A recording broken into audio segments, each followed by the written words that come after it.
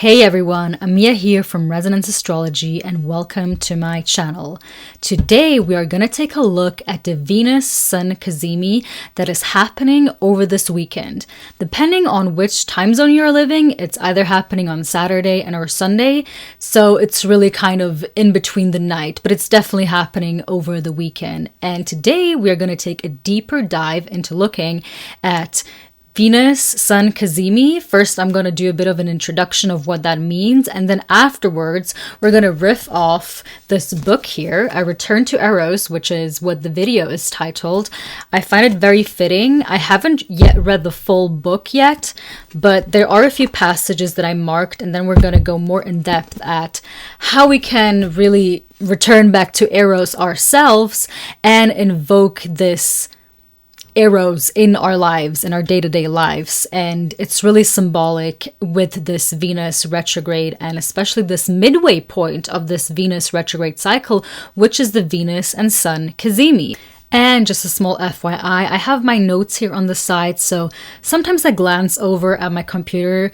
If you're questioning what I'm doing, this is what I'm doing. I just have my notes here because I want to give you all the information that I want to give you and not miss anything out, because sometimes when I do too much free flow, it gets a bit all over the place. So forgive me if I'm looking a bit on the side. And as I already mentioned before, so this Cazimi is really the midway point of this Venus retrograde cycle. And it's really when two planets meet, and it has to do with the synodic cycle. So every time two planets meet at the exact same degrees is what we call a conjunction, but when it happens with the sun, it's what we call a Cazimi. So the planet enters the heart of the sun, so to say, and metaphorically dies and really gets reborn again. And this is also this journey from Venus entering its phase into becoming this morning star Venus again. And it's really actually, we haven't really been able to see her in the sky for maybe a week now, a few days now. And technically now she's actually really going into the underworld, because now she's fully invisible. So yeah, this second part of this Venus retrograde cycle is pretty different than the first part of the Venus retrograde cycle. And what I really love this time around is that the sun just newly entered the sign of Aries, and the sun is exalted in the sign of Aries. So we have this really strong sun that Venus is meeting.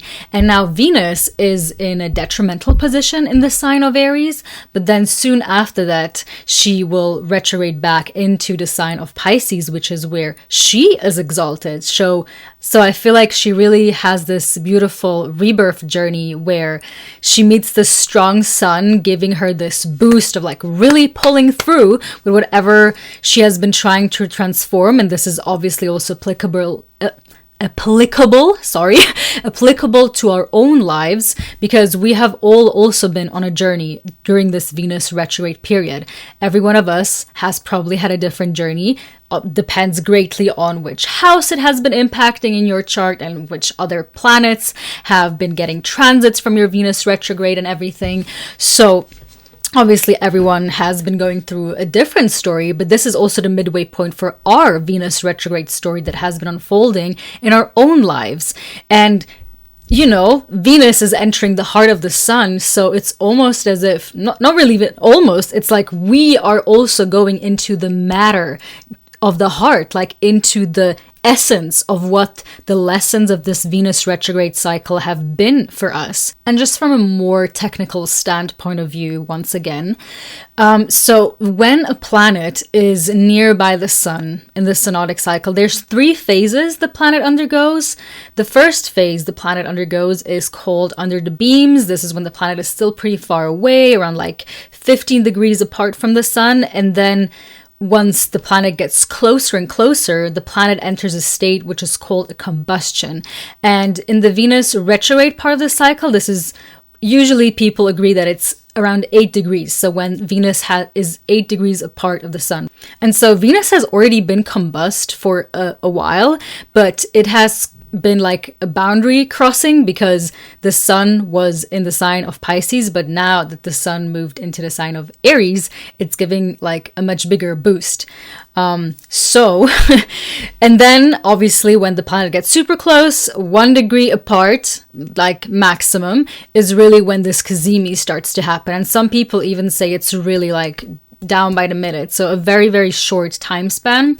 Obviously depends on how slow the planet is traveling, and this is really where the sun kind of takes over and then the planet metaphorically dies, so to say, and again slowly then starts regaining her power. And the interesting part about all of this is that 1 day later we have Mercury and the sun forming the exact same Cazimi as well. So not just Venus, Mercury is also getting a small death rebirth moment here. And all of this is happening in the sign of Aries, which again, this newly exalted sun that just entered the sign of Aries, the spring equinox just happened. And so the sun right now is full of vigor and passion and really like amped to change our story. So I think this is super exciting. And what we also have on this day is that a bit later on, the sun sextiles Pluto, which I think amplifies this whole idea of the sun really wanting to pull through with Venus and being like, we're doing this. We are undergoing this bold transformation. And I have this quote somewhere in my room that says, I'm in the here and now. Here and now is the only moment for change. And Aries is so much about the spark, the in the moment spark that then gets to turn into a fire. But it's really this pressure, and that's so Mars, which like needs to get this fire started. So it's really the fire starter. Aries is the fire starter. Again, it's like this bold decision that we need to make. And sometimes things can feel like eternity, right? Especially when emotions arise. And I think this is really what this first part of the Venus retrograde cycle has been about. It's always much more about releasing, and things from the past usually come up and we're like, okay, what do I do with this now? And so I feel like now we are really getting this push of like, okay, what do we do now? How can we change something in the present moment? Because all the changes take place in the present moment. Again, and it takes one instance to change your life and get into a completely new trajectory forever. Like it takes but one single moment. And this is the power of Aries, right? This fire starter. And so this moment happens, we probably get faced with a bold decision to do something, to change something, to alter our trajectory, because again, the sun also has so much to do with our trajectory, and it's usually when the spring equinox comes along that we get this new idea, these new visions, because it's like the new year. I mean, it is the astrological new year, so it's really the perfect time to go out and do and take actions. And then, again, we enter the second part of the Venus retrograde cycle where Venus is invisible. She's in the underworld. She's slowly regaining her strength back. She's slowly returning back to her Eros. And once again, I just love that around a week later, a bit less, she retrogrades back into the sign of Pisces where she is exalted. So it almost feels like the rebirth moment into a morning star that she makes is in this beautiful, fertile, magical waters of Pisces where she's exalted. And I completely love that.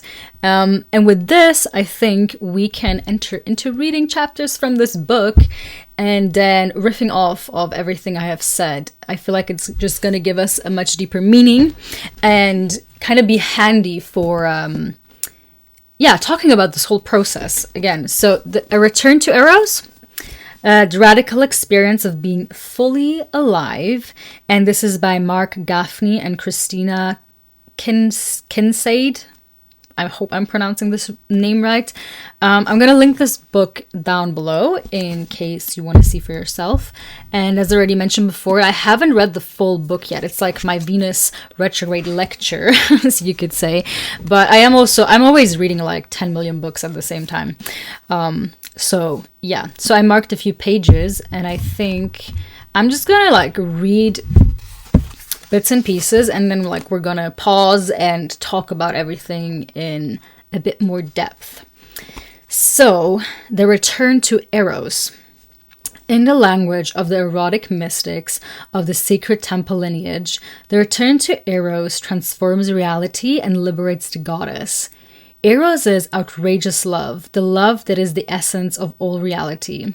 The return to Eros happens when outrageous love becomes alive in our lives. Eros is what we are talking about when we say God is love. God is not ordinary love, a strategy of the ego. God is outrageous love. God is Eros. Or said differently in the language of the leading edge of evolutionary theory, reality is Eros. Reality is animated and motivated by Eros, and it self-organizes towards higher and higher levels of complexity and consciousness. Finally, we will evolve the very source code of consciousness and transform our core experience of life by closing the tragic gap, which has persisted both in our personal lives and through human history. Among the erotic, the sexual, and the holy, we will see that you can only be fully alive, powerfully ethical, and in love if you are living a full erotic life. The erotic life is purposeful, even as it is powerful and poignant. But Eros is also potent in that it is always potentiating new possibility. As the great philosopher of science, Alfred North Whitehead, reminds us, the constant emergence of novelty is the very nature of Eros. In the fullness of erotic living, you are literally a virgin, always touching for the very first time. So this is kind of like an introduction to all of this. And just a reminder that Eros is life force. Eros is what creates, and we come from creation. We are here to create things. So everything goes down to the essence that the whole universe was essentially comes from desire, comes from Eros, and that it is all the time, all around us.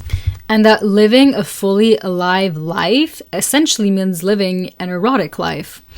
And I think this is important for the sign of Aries, because Aries is very much a sign that is about being fully alive and being bold and taking actions to achieve that aliveness, to feel that constant spark. This is why I like the end sentence, which is, in the fullness of erotic living, you are literally a virgin, always touching for the very first time, which is like every new experience is touching upon that Eros, and we always want to reinvent ourselves. And then let's go to the next bit I want to read, which is called Love or Die. We are confronted personally and globally with a stark choice, love or die. It is that simple. Again, by love, we do not mean ordinary love, but outrageous love, that which we have called Eros. Eros is no longer a luxury, it is an absolute necessity for the survival of the individual and the planet. In the last half-century, modern psychology has documented an age-old truth. A fully nourished baby who is not held in loving arms will die. The loving arms that ensures a baby's wholeness and health are not the arms of ordinary love. It is not the love of an ego seeking security. Rather, the love of a mother or father is the Eros of existence, holding the baby and keeping her safe. This is outrageous love, the fabric of existence itself. This is the love about which Solomon, builder of the Hebrew temple, wrote, "Its insides are lined with love. Just like a baby will die if not held in love, so too our world, even with all the resources, intelligence, and technology at our disposal, will die if not held in outrageous love. A de-eroticized world cannot survive. We must embrace a personal path with heart and a global politics of Eros." So in a way, we are always presented with a choice, and this book is kind of like love or die, which is very out there. It's very bold in your face, which again is also super Aries-like. But I think also with Venus entering back into the sign of Pisces, where she can be in her fully romanticized version, it reminds us that we need that. And I always, when I think of Venus and Pisces, the quote from Robbie Williams in Dead Poets Society just always comes to my mind. And I'm totally going to butcher it because I can't say it exactly the way he says it. But he says something like, we don't write poetry because it's cute. lawyers, doctors, etc. are noble pursuits, but love, poetry, art, these are what we stay alive for. And I think this is the reminder, especially in our worlds today, where we put so many things over, like we think we are smarter. We can outsmart Eros in some way and like be above that. And it's like, no, what if we don't have to do that?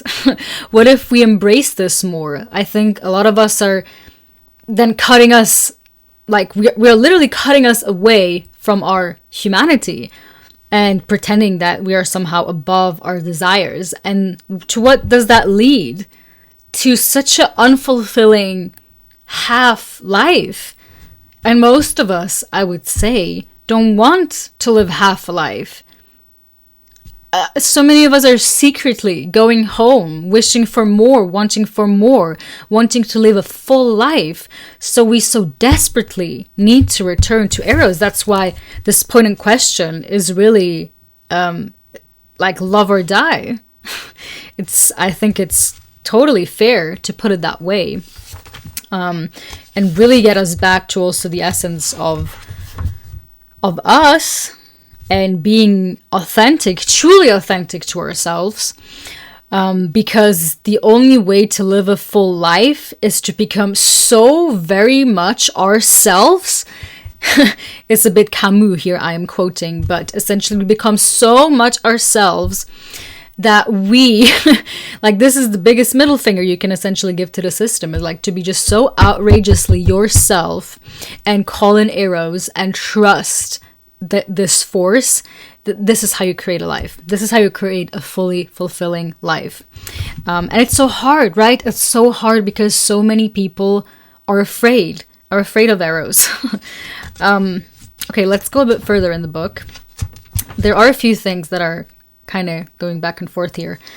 So these are 2 chapters right next to another, but the first one is super short and I think it's good to include it. Which says a sexual universe.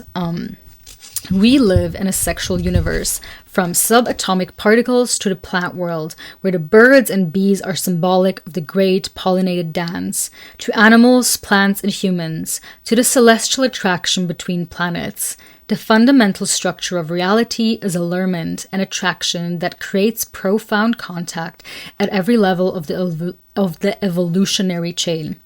This is what we mean by Eros. We live in a universe driven by allurement.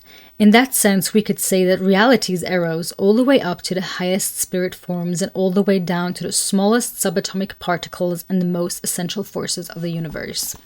And I'm just going to continue here with the next one. A cosmos driven by Eros. We live in a cosmos driven by Eros. The universe is a perfect, interconnected whole that at the same time seeks greater wholeness. The universe is radically alive, infused with presence and infinite vitality, even as it is infinitely intimate and whole. Everything rests in the beingness of spacious perfection. And yet the universe is driven by evolutionary Eros. The cosmos is not only being, but also becoming, whereas being is characterized by harmony and equilibrium. Becoming is characterized by a kind of ecstatic urgency and disequilibrium. Evolutionary Eros is constant becoming. It is the inherent, ceaseless desire for more and more contact and creativity. Consciousness yearns for contact. More contact always births new creativity. New creativity creates new babies of all kinds, or what science calls new evolutionary emergence. This is not an accident, but the essential, sacred nature of an erotic universe. This is the lure of becoming that animates and drives all existence. So, once again, absolutely love this, because again, and this book talks about this too, but I kind of left these parts out because when most of us, we come across Eros in this like kind of animalistic form where we only associate Eros with sex, but it's like, no, creativity is so much more, and it's the constant creation of things. And when we want to live a life with Eros, we follow the inner urges, the impulses that we are getting. If you get really quiet, I guarantee you, you feel something in your body that is nudging you towards a certain direction. Or maybe another example, have you ever been in a class or somewhere on the subway or whatever outside in nature, you hear somebody talk and you overhear their conversation and it sparks something in you and you want to say something but you hold yourself back. This is Eros. This is our intuition. Or these nudges that we get. Like if you're inspired by movies, that means something. And we constantly keep on ignoring these things in our lives. These can be the most mundane things. You can go to museums to be inspired. And then when you start seeing Eros, you start seeing Eros everywhere. Everywhere is Eros. Everywhere is inspiration. Everywhere is the spark, this airy spark to start creating something, to start being something, to birth it out of your body. But the problem is when we ignore that, right? When we ignore that and we're like, oh no, I'm above this, like blah, blah, blah. This is stupid. I don't trust that this force wants to birth this out of me. Then we start leading a very, very difficult life, or which they see here, a very, disequilibrium essentially. And we don't want to land there because we want to trust this force knows exactly what it wants to birth through us. And Aries, Leo too, but they always kind of serve, all the fire signs do actually kind of, but they kind of really serve to remind us that we are only one person that has experienced the exact stories that we have experienced. So there's only one of us that can be exactly who we are. And by being the most you that you can be, this is how you create and live an erotic life. And you trust these impulses and these nudges.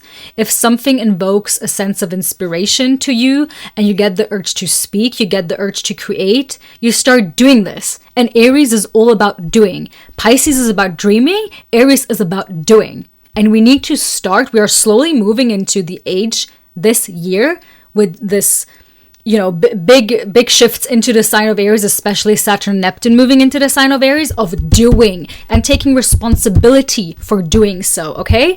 Because we need to take responsibility for the nudges that we are getting. We can't just be sitting around in our room and waiting for inspiration to come and hit us all the time. And like, that's just not how it works. And I guess I'm just a bit riled up here because I know this feeling. This has happened in my life so much, and I have really ignored this inner voice for so long. But Eros is so smart.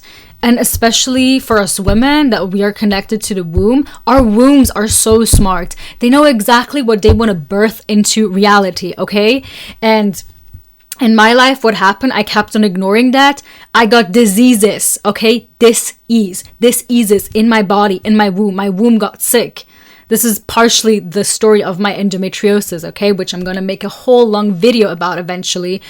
But this is why I'm so passionate about this, because we need to keep on following the passion that arises within ourselves, okay? And this is happening here at the bottom center, the second chakra, which is about creation, okay?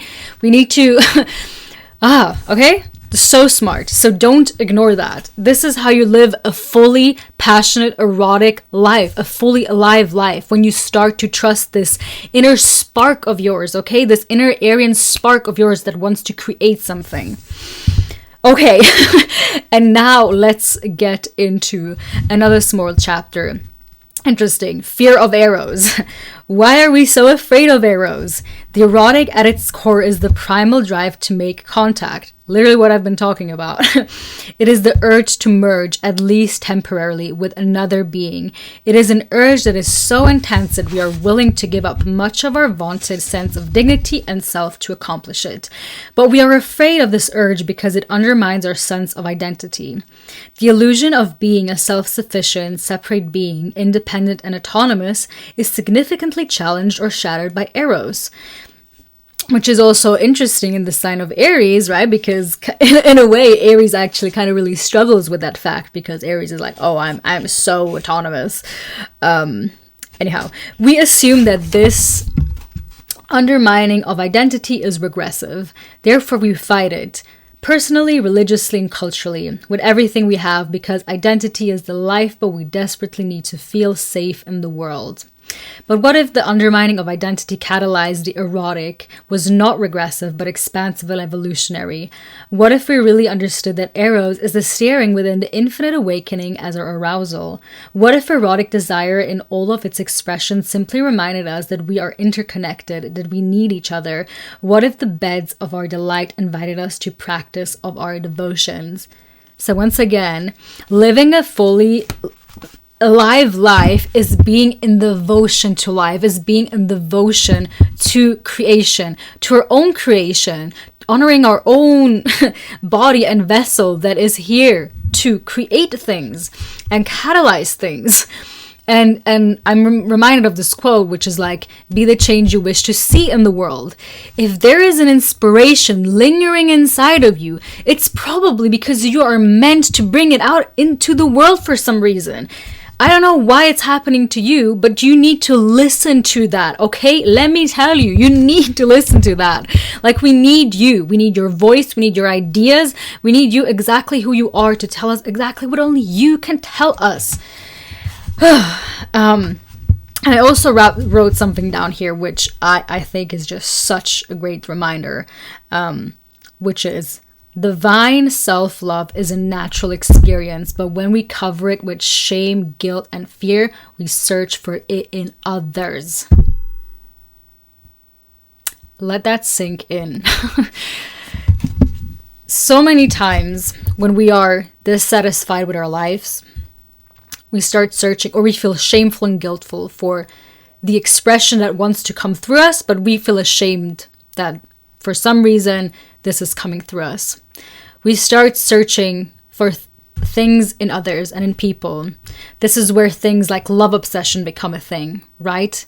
When it's like, no, the obsession you feel for the other person, the limerence you feel for the other person, is you're seeing all your potential in them, okay? And the urge to somehow change them is actually the urge to change yourself, okay? I've been through that. I know exactly what I'm talking about.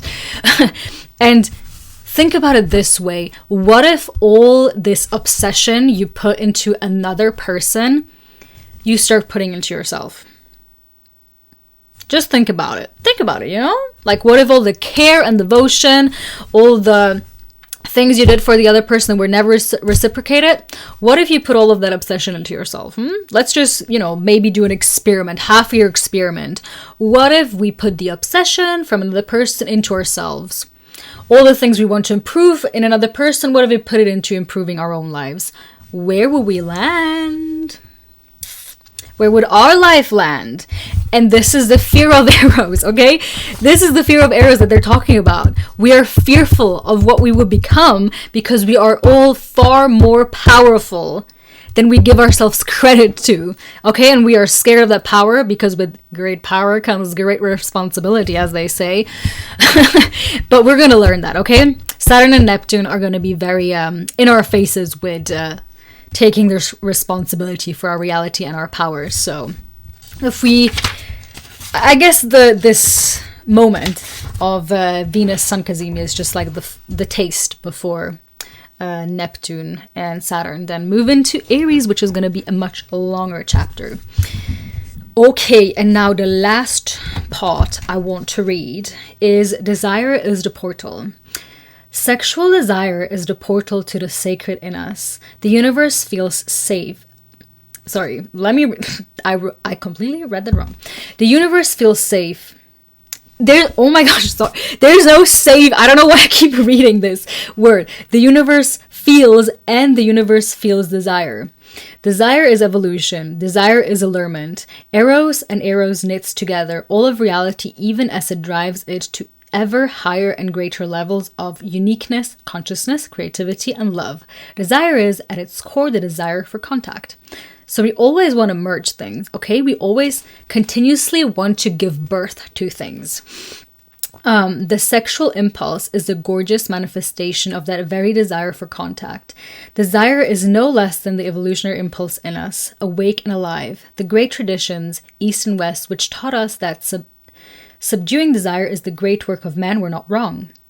They were a necessary step on the evolutionary journey. We needed structures to contain desire so it would not overwhelm us. That was but the first step, however. It is not the overcoming of desire, but the clarification of desire that is the core spiritual work of the human being. So I really love that part. And yeah, actually, let's read the whole part. It's not that long. Desire is personal at its very core. To step up and play a larger game in life is to identify and incarnate the unique desire of your personhood. That is the desire that reality seeks to live through you.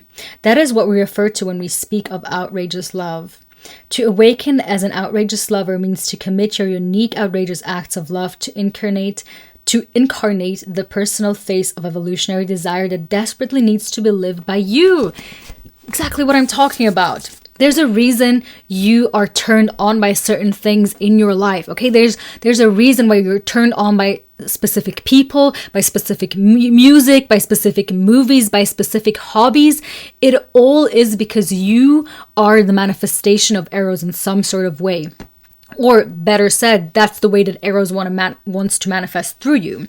So, finding the right gorgeous expression of your sexual desire is essential to living your desire in every other frame of life. Yes, so much yes.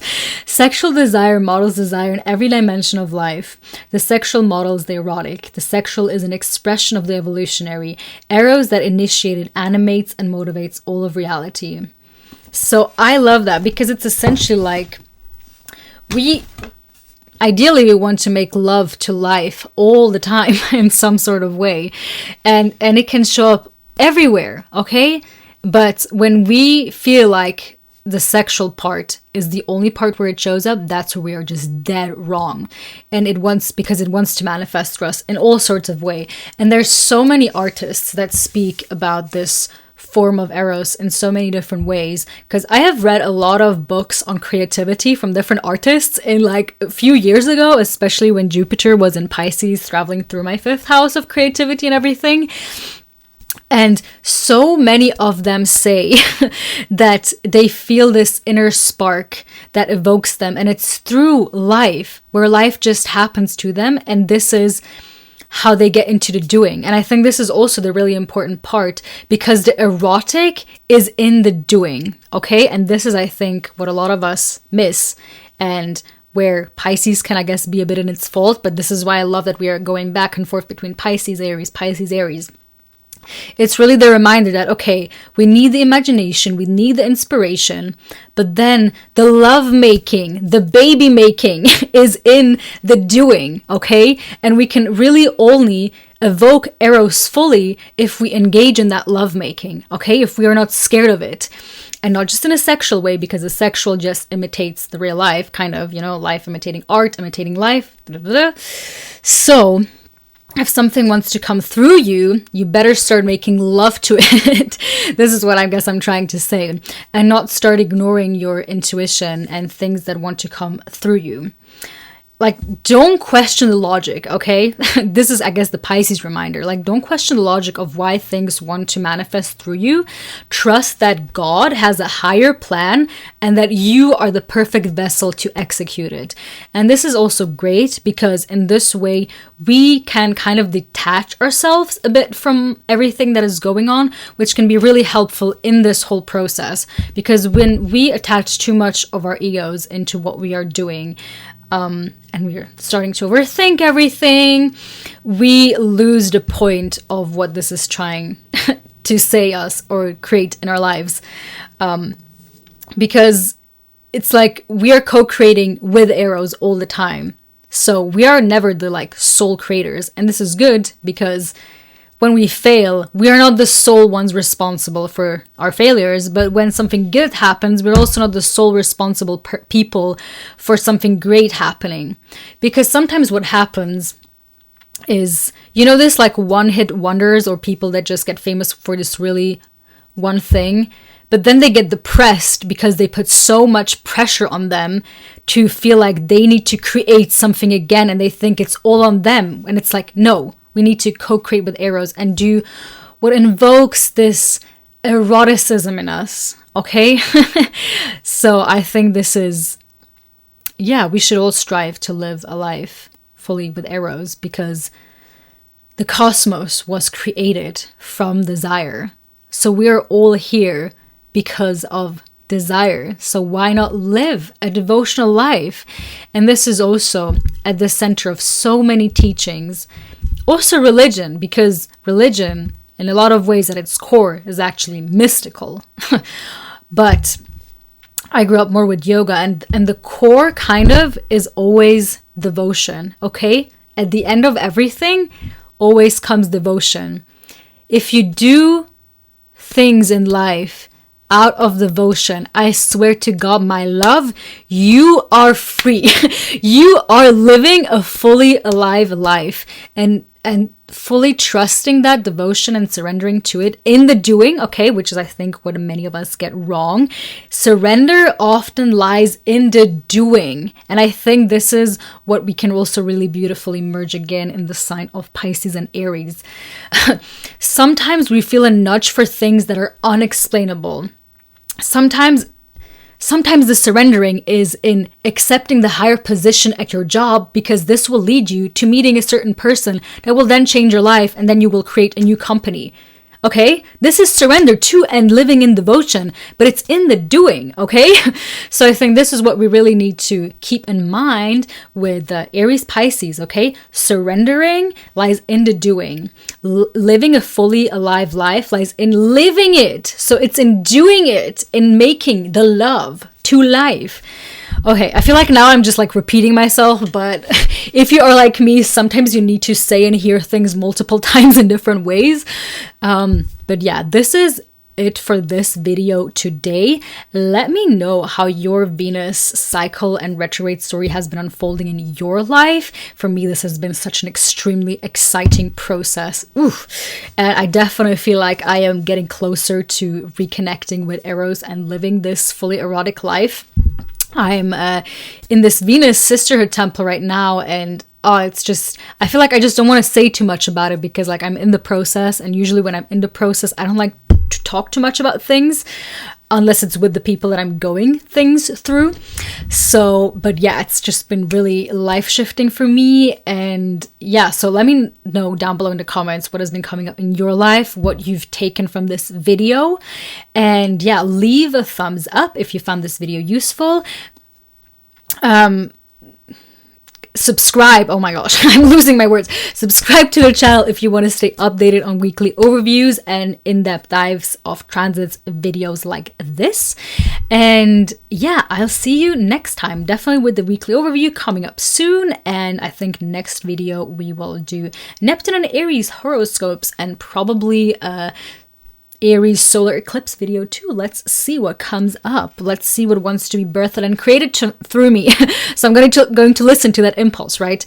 So anyhow, guys, have a beautiful, lovely weekend ahead, and I wish you a beautiful, most lovely return to Eros and Venus Sun Cazimi. Bye, everyone.